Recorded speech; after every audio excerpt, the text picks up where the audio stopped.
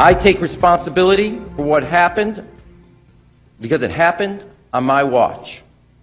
But if we're also going to begin the healing process, the first step in that journey is my step, and I'm sorry.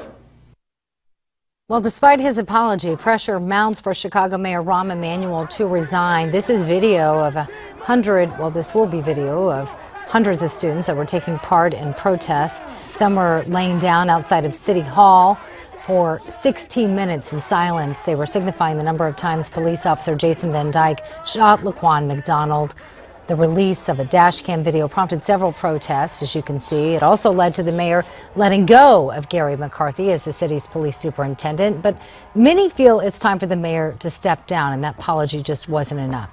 But that's something he says he won't do. Joining us now to discuss what the future holds for the mayor is former Congressman Michael Patrick Flanagan and William Kelly, who actually ran against Mayor Emanuel. Thank you, gentlemen, for joining us here.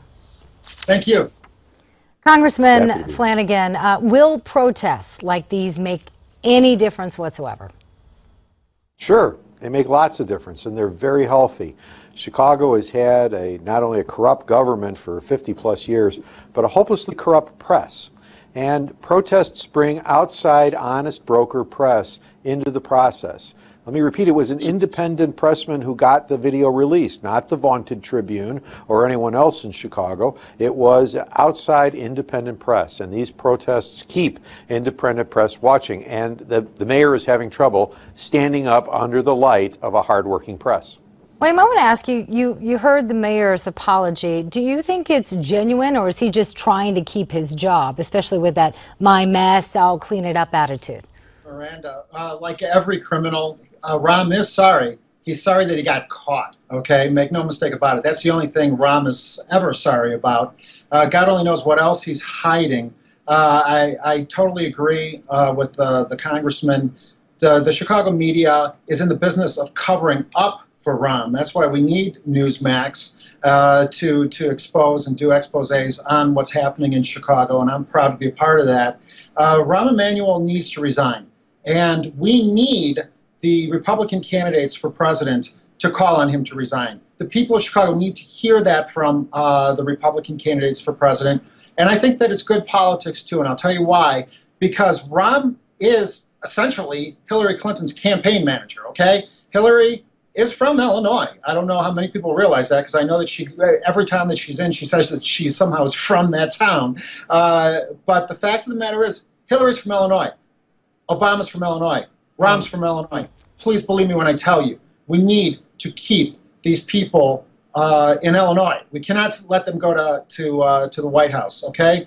Rahm Emanuel needs to resign, and I'm challenging every Republican candidate for president today, tonight, to call on Rahm Emanuel to resign and to put pressure on Hillary Clinton to call on Rahm to resign. He needs to go.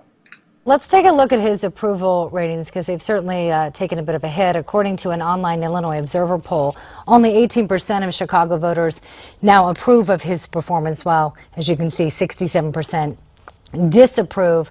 Congressman Flanagan, what needs to happen for the citizens of Chicago to once again have trust in their police department and their elected officials? Does it mean the mayor stepping down?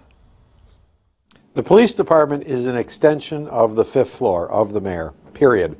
They are indissoluble. They are absolutely joined one in the other. So to say we're going to have an investigation of the police department and fix it, but not me, is ridiculous. Number one, you got to understand that about Chicago to begin with. Number two, Rahm Emanuel will never step down voluntarily. He could have negative opinion, he could have negative approval ratings. It could be -10, and he'd still hold on to power, gripped onto it. This is a guy who sent dead fish in previous elections. This is a guy who revels in the term Rambo. This is a guy who is a pure thug in politics and enjoys being called that. He's not giving up and walking away. He has no shame, and he has no ability to understand the concept of shame to chase him away. So what's going to happen is he's going to have to be wedged out. And that's going to be his own party who does it. Forgive me, Mr. Kelly, not the Republicans. It's going to be the Democrats who are going to have to inform him his time has come and gone. So there's no actual way to force him out. And it's going to be Hillary.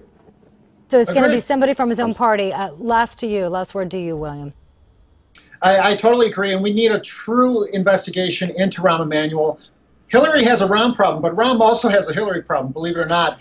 Rahm Emanuel conducts his business with private email, private phone, private text. So we don't need an investigation into the police department. The police department is just that, a department of city government. It's under Rahm Emanuel, the mayor. We need an investigation into Rahm. We need him to release his private emails and text messages if we want to really know the corruption that's taking place in the city of Chicago that affects the entire country.